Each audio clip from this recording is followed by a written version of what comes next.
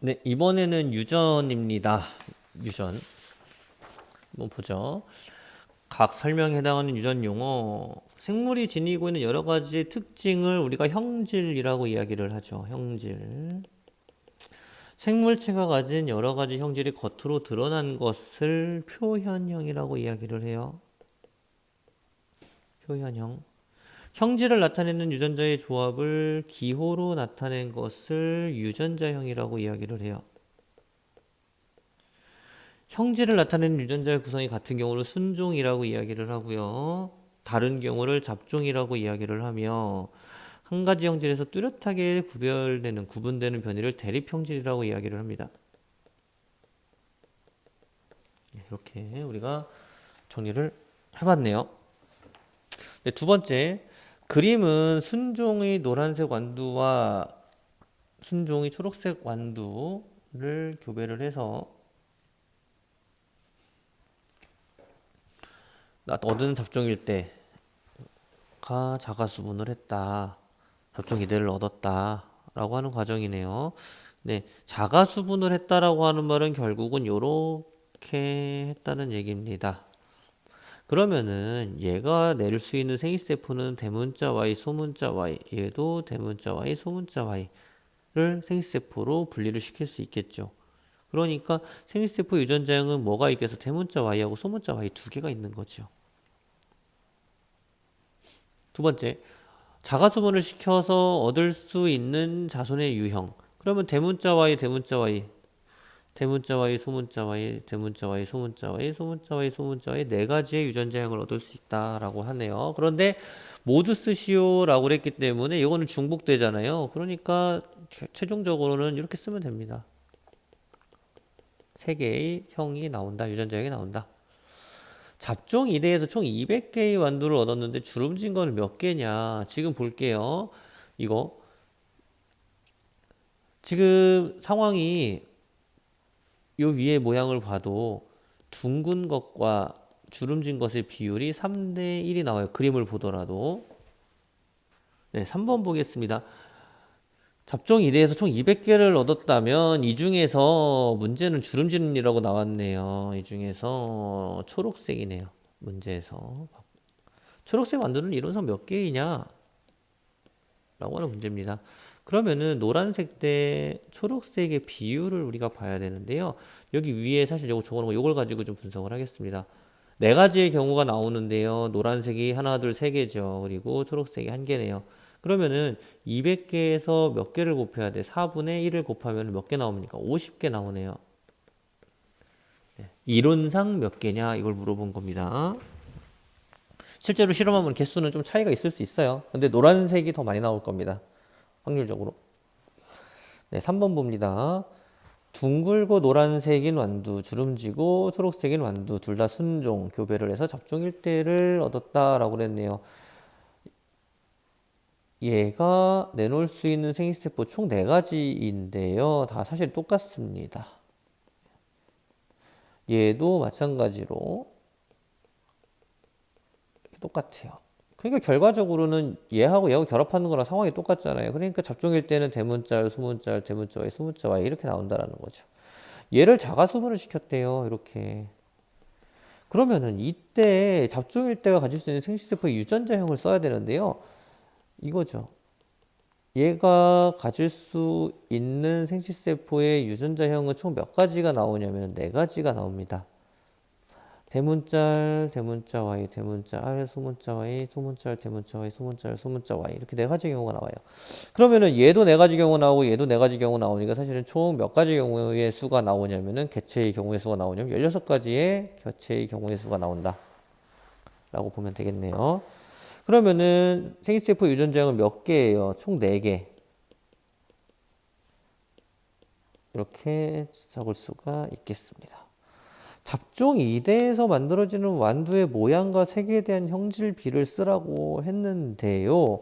이거는 이제 둥글고 노란색, 둥글고 초록색, 주름지고 노란색, 주름지고 초록색의 비율을 계산을 해봐야 돼요.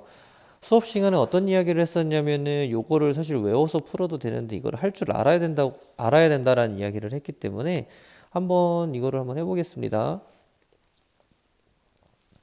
대문자 대문자 y 대문자 소문자 y 소문자 대문자 y 소문자 소문자 y 여기도 마찬가지로 적으면 되겠죠.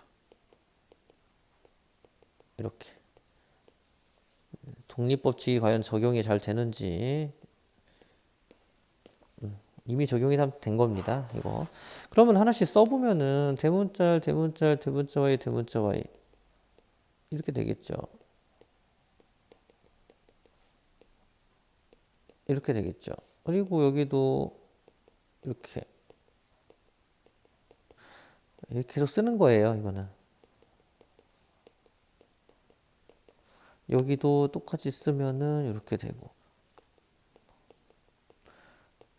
이거를 y 그리고 대문자 y 소문자 y 대문자 r 소문자 r 대문자 y 소문자 y 대문자 r 소문자 r 스몰 y 스몰 y 이거죠. 마지막 수업 시간까지 총 5번 썼네요. 네, 여기 일단 상황을 보겠습니다. 완두콩의 색깔 먼저 좀 볼까요? 색깔. 둥글고 노란색인 거 한번 찾아볼게요. 둥글고 노란색. 대문자, 대문자, 얘 둥글고 노란색. 얘도 둥글고 노란색. 얘도 둥글고 노란색. 얘도 둥글고 노란색이네요. 얘도 둥글고 노란색. 얘는 아니네. 얘는 둥글고 노란색. 얘 둥글고 노란색. 얘 둥글고 노란색. 얘 둥글고 노란색. 총 몇 개입니까?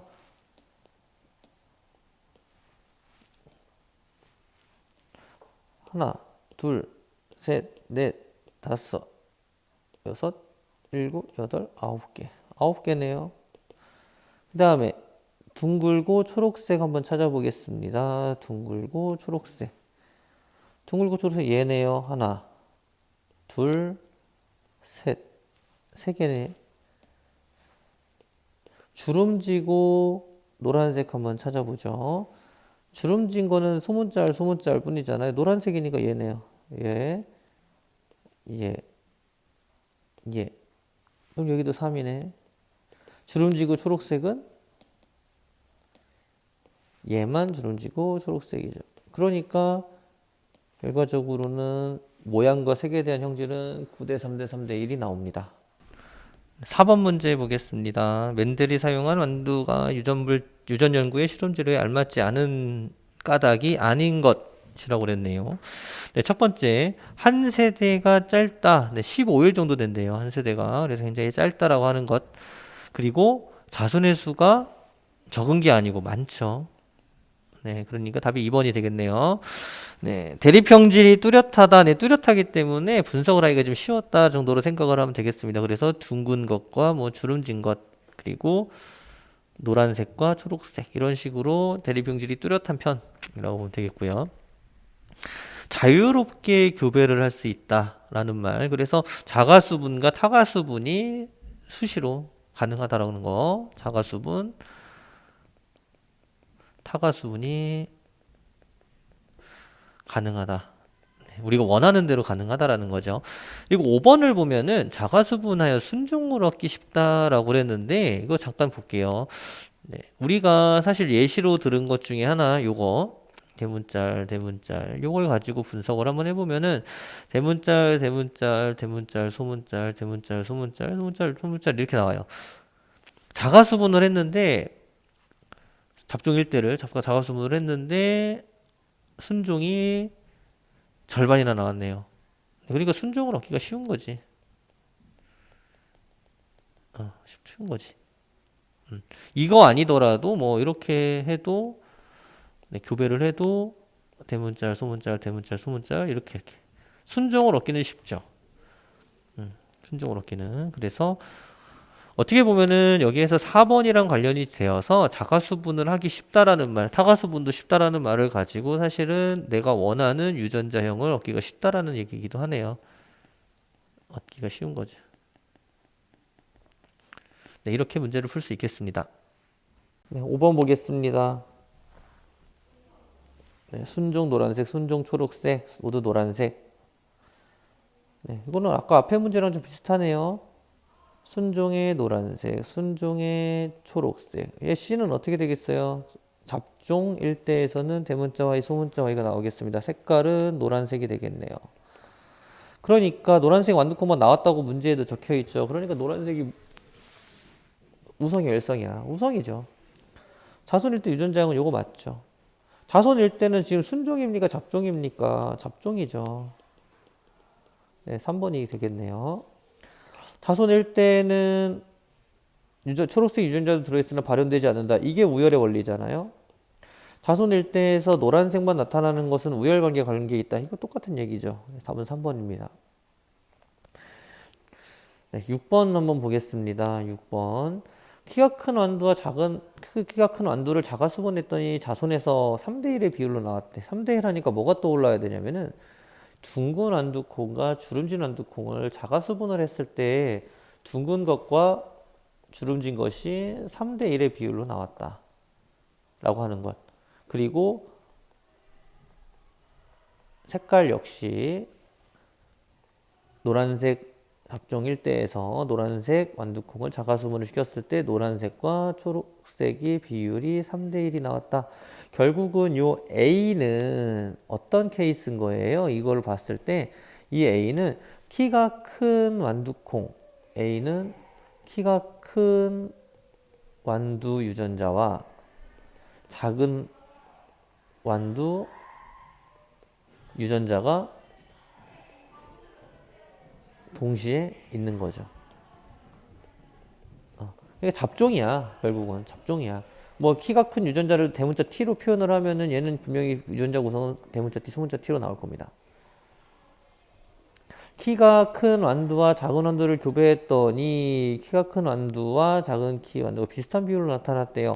이거는 두 가지를 생각을 해야 돼. 키가 큰 상황이 일단은 여기에서 봤을 때 키가 큰 완두가 비율이 더 높았잖아요. 그러니까 키가 큰 게 우성이거든. 여기서. 그러면은 얘는 만약에 키가 큰 완두콩이 대문자 T, 태문자 T 순종이야. 그럼 키가 작은 거는 무조건 이제 열성 유전자를 가지고 있겠죠. 그러면은 얘는 무조건 뭐가 나와? 대문자 T, 소문자 T가 나와야 돼. 근데 여기에 문제 보면 어떻대요? 키가 작은 완두가 나왔대. 그럼 얘는 첫 번째, 얘는 대문자 T, 대문자 T로 이루어진 게 아니죠. 결국은 뭐 이게 아니고 이건 거지. 이렇게 이루어진 거죠. 그러면은 어떻게 되겠어요? 대문자 T, 소문자 T, 대문자 T, 소문자 T 이렇게 나오죠. 이렇게. 그럼 하나, 둘, 셋, 넷. 그러니까 비슷한 비율로 나타나려면은 완두콩이 이런 식의 비율로 나타나야 된다는 겁니다. 이런 식으로 유전자형이 나타나야 된다는 거예요. 그럼 한번 읽어보겠습니다. 키가 작은 완두는 모두 순종이야. 왜 그러냐면 열성 유전자로만 이루어져 있어야 되거든요. 그러니까 이게 맞는 말이야. 키가 큰 것이 작은 것에 대해서 우성이죠. 지금 여기 첫 번째 거 봐도 알 수 있습니다. A는 키가 작은 유전자 가지고 있죠. B도 가지고 있어요. B도. A와 B를 교배하면 키가 작은 완두가 나타나지 않는다라고 그랬는데요. 여기서 보면은 A하고 B는 유전자 구성이 똑같아. 요거야. 그러면은 나타나야 돼, 안 나타나야 돼? 작은 거 나타날 수 있죠. 몇 대 몇으로? 3대1의 비율로. 그러니까 만약에 전체가 1000개면은 약 250개 정도는 키가 작은 완두가 나타날 겁니다. 그래서 답이 이게 5번이에요. 네, 7번 문제. 사람의 유전 연구 방법. 특정 형질의 가계도 조사. 한 가정의 염색체나 유전자 조사하는 방법이 있겠죠. 분석하는 방법이 있겠죠. 네, 그리고 교배 실험을 한다. 이 말은 사람한테 하면 안 되잖아요. 딱 봐도 3번이죠. 많은 사람을 조사하여 특정 형질에 대한 통계를 내는 방법도 있고요. 쌍둥이 비교해서 환경의 영향 알아보는 거. 네, 이것도 있겠죠. 네, 8번 봅니다. 8번은 좀 확대해서 할게요. 써야 되니까. 혐알기에 관련된 거래요. 근데 여기에 우성열성에 관련된 얘기가 없어. 우성열성에 관련된 얘기가. 근데 한번 이거 오른쪽 거 한번 보면서 얘기를 한번 해볼게요. 만약에 혀를 말 수 없는 게 우성이라고 한번 생각을 해볼게요. 그러면 말 수 있는 게 열성인 거잖아. 그러면 이 사람들은 무조건 이렇게 유전자 구성이 되겠죠. 그러면은 뭐밖에 안 나와야 되냐면 말 수 있는 사람만 나와야 돼. 왜 그러냐면은 둘 다 열성 유전자를 가지고 있고. 그런데 뭐가 나타났어? 말 수 없는 사람이 나타났죠. 그러니까 말 수 있는 거는요, 열성이 아니고 우성인 거야. 이렇게 돼 있을 거라는 거지. 왜 그러냐면은 말 수 없는 유전자는 소문자 T, 소문자 T거든. 무조건 열성 유전자로만 이루어져야 되니까. 그럼 열성 유전자 누구한테 받았어요? 아빠한테 하나, 엄마한테 하나 받았을 거 아닙니까? 그렇죠? 그럼 이 사람은 어때요? 이 사람은 뭔지 몰라. 이걸지 알 수가 없어. 이 사람은 더 이상 결혼을 안 했잖아요. 알 수가 없어요. 아빠한테 이것만 받기만 하면 되거든. 엄마나. 그러면은 다 혀를 말 수 있는 사람이 돼버리거든요. 네, 그러니까 이거는 알 수가 없지. 이쪽 거 보겠습니다. 그럼 혀를 말 수 없는 유전자가 열성 유전자라고 그랬어. 뭐 일단 이렇게 써요. 그 다음에 이제 분석을 하는 거지. 어찌됐던지 간에 열성 유전자를 가지고 있는 아빠가 있고요. 혀말기가 안 되는. 엄마는 된대. 근데 말 수 없는 자식이 나타났어. 두 명이나 나타났어요. 그러면은 이건 엄마한테도 같이 받은 거지. 그러니까 유전자 구성이 100% 이렇게 될 수밖에 없죠. 그러면은 아이들은 어때요? 두 명이 혀를 말 수 있는 사람, 두 명이 없는 사람인데 얘네들의 유전자 구성은 무조건 이렇게 될 거라는 거지. 왜 그러냐면 엄마한테 혀를 말 수 있는 유전자가 없잖아요. 아빠한테. 엄마한테만 있잖아. 엄마 거 하나, 아빠 거 하나 받아서 이렇게 된 겁니다. 그러면은 얘하고 혼인을 했대. 만약에 잘 알게 돼가지고 결혼을 했는데 그럼 혀를 말 수 없는 자녀가 나타날 확률. 그러면 이제 얘네들의 가계도를 써보는 거죠. 대문자띠, 소문자띠. 결혼을 시킵니다. 자녀가 하나 태어났는데 경우의 수를 일단 따져봐야 됩니다. 첫 번째, 분리법칙에 의해서 이렇게. 그러면 조합이 이렇게 되죠. 그러면은 혀를 말 수 있는 사람은 절반, 혀를 말 수 없는 사람 절반. 그러니까 확률은 몇 퍼센트예요? 네 가지 경우 중에 두 가지 경우니까 50% 되겠습니다. 네, 9번 문제 보겠습니다. 9번 문제 보면은 쌍꺼풀 유전자가 우성이냐 열성이냐를 보는데 이제 수업 시간에는 쌍꺼풀이 우성이라고 얘기를 했어요. 외꺼풀이 열성이라고 얘기를 했는데 이거를 모르더라도 유전자만으로 이루어진 건데 이걸 모르더라도 이제 여기를 일단 확인을 해보죠. 만약에 쌍꺼풀이 열성이면은 우리가 헷갈리니까 다른 무슨 문자를 할까? A라고 할까요? 네, A로 하죠. 만약에 얘네가 다 A 열성 유전자를 가지고 있으면 얘도 AA가 나와야 되는데 그러면은 쌍꺼풀이 열성인데 외꺼풀이 나왔다? 뭔가 이상하잖아요. 그러니까 여기는 이렇게 될 거라는 거지. 대문자 A, 소문자 A, 대문자 A, 소문자 A 이렇게 돼서 열성 유전자만 나왔다. 아빠한테 엄마한테 하나씩 받았다라는 거지. 네, 그리고 여기는 이렇게 될 테고요. 네, 그리고 아빠는 뭔지는 모를 수 있어요. 이거일지는 알 수는 없죠. 아빠는 외꺼풀 유전자 있는데 엄마는 쌍꺼풀이 있어. 근데 아이도 쌍꺼풀이 있어. 그럼 얘는 이렇게 되겠지. 수지는 어떻게 되겠어요? 그러면은 분리법칙에 의해서 이렇게. 그러면은 경우의 수는 여러 가지가 이렇게 있을 수 있는데 네 개가 이렇게 있을 수 있다. 라고 하는 것까지 우리가 구할 수 있었죠. 이 가계도를 보고 쌍꺼풀 유전자가 우성인지 열성인지 판단을 해보래. 그래서 여기를 어딜 보고 판단한 거예요? 이 부분을 보고 판단을 한 거예요. 방금 이유를 이야기를 했어요. 네, 그래서 쌍꺼풀 유전자는 우성이다. 라고 했습니다. 수지의 어머니의 유전자형은 당연히 여기니까 스몰 a 나오죠. 나옵니다. 네, 그리고 일단은 뭐 답을 이제 적어보죠. 첫 번째로 쌍꺼풀 유전자는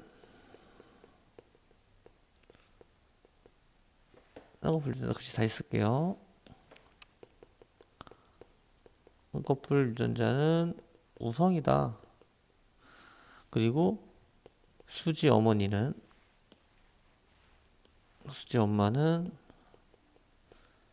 AA다. 근데 그렇게 생각한 이유가 뭐냐 이거지. 외할아버지 쪽을 본 거죠. 방금 이야기했죠. 외할아버지, 외할머니 여기가 외가잖아요. 네, 외가를 봤는데 외할아버지, 외할머니의 유전자를 봤는데 쌍꺼풀이 있어. 근데 수지 엄마인 자녀가 없어. 외할아버지 외할머니의 자녀인 자식인 얘가 없어요. 이분이. 그러니까 이 외꺼풀이 유전자를 누구한테 받은 거야? 외할아버지 외할머니한테 받은 거죠. 네, 그래서 이렇게 우리가 설명을 했을 때 쌍꺼풀은 우성, 외꺼풀은 열성 유전자 이렇게 생각을 할 수 있다라는 거지. 이렇게 생각을 할 수 있습니다. 그래서 외꺼풀은 열성 유전자로 이루어져 있기 때문에 무조건 AA 이렇게 나와야 되고요. 쌍꺼풀은 우성이기 때문에 이렇게 나올 수 있습니다. 두 가지 형태로 나올 수 있죠. 네, 그래서 답은 나눠줬으니까 네, 이렇게 우리가 알면 되겠습니다. 네, 10번인데요. ABO식 가나의 유전자형을 써라 라고 그랬는데요. 이제 다도 이제 여기 적혀 있긴 한데 일단은 O형은 무조건 O5죠. 그렇죠. 여기도 O5입니다. 이렇게 적어 보고요. 네, 그리고 B 여기가 이제 문제인데 일단은 A형하고 O형하고 결혼했는데 결혼해서 아이를 낳았는데 O형이 나왔네. AB형이. 그러면 보나마나 얘네들은 이걸 거지.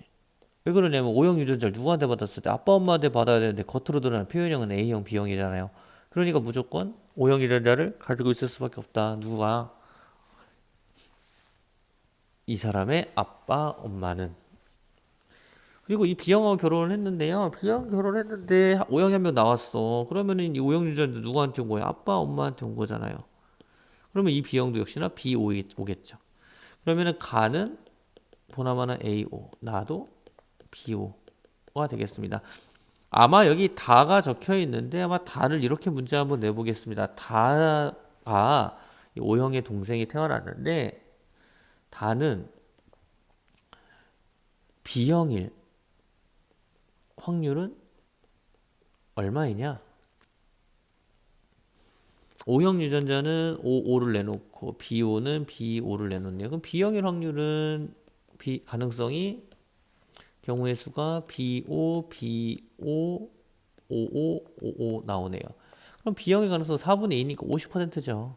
이렇게 구할 수도 있다. 뭐 여기서 딸린 문제로 그냥 한번 문제 만들어 봤습니다. 네, 11번 문제인데요. 유전자 구성이 두 개 나왔네요. 하나 지우죠. 유전자 구성이 그림 가와 나와 같은 경우 서로 교배를 했을 때 나타나는 자손에 대한 설명으로 옳지 않은 것은 이라고 그랬네요. 이거 한번 보겠습니다. 가의 유전자형을 한번 써볼게요. 어떻게 쓰겠어요? 가는 대문자 Y, 대문자 Y. 나는 어떻게 쓰겠어요? 나는 대문자 R, 소문자 R, 대문자 Y, 소문자 Y야. 이 두 개를 교배를 한 거예요. 교배를 했어요. 그러면은 얘한테서 나올 수 있는 생리세포가 몇 가지가 있냐면 네 가지가 있는데 다 똑같이 나오잖아요. 그 얘한테 몇 개 나와? 네 가지 얘도 나오죠. 대문자 Y, 대문자 R, 소문자 Y, 소문자 R, 대문자 Y 이렇게 나오죠. 소문자 Y. 근데 얘는 어차피 대문자 Y 하나로 쓸 수 있으니까 경우의 수가 몇 가지가 나오는 거예요. 경우가 총 얘 하나하고 각각이랑 결합하는 이렇게 나오는 거죠. 이렇게.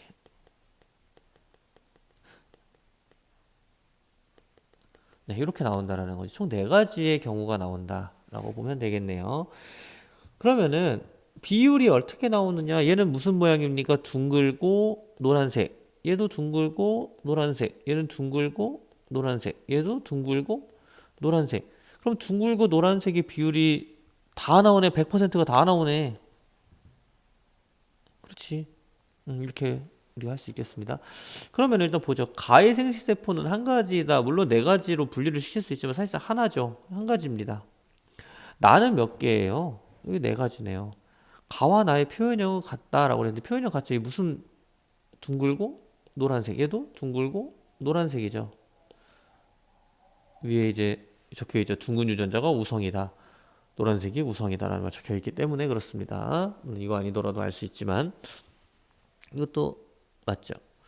가와 나의 교배 시에 나오는 자손의 표현형은 몇 가지야? 둥글고 노란색이니까 다 한 가지밖에 안 나오잖아요. 그러니까 5번은 여러분들이 그냥 독립의 법칙이 이거다라고 생각을 하면 이거 체크하고 이걸 동그라미 쳐버린다고. 이거 말이 안 된다고요. 그러니까 여러분들이 뭐를 할 줄 알아야 돼? 분리의 법칙하고 독립의 법칙을 적용을 해서 이렇게 할 줄 알아야 돼. 답이 5번인데 이거를 할 줄 알아야 됩니다, 여러분들이. 그래서 이런 경우가 나오더라. 9대 3대 3대 1이 아니고 100%다 뭐가 나온 거예요? 둥글고 노란색이 나온 거죠. 우리가 이거를 해서 이것들을 할 줄 알아야 돼요. 이렇게 분석을 할 줄 알아야 돼요. 분리의 법칙해서 적용을 시켜서 어떤 경우가 나오는지를 확인할 줄 알아야 된다라고 하는 겁니다.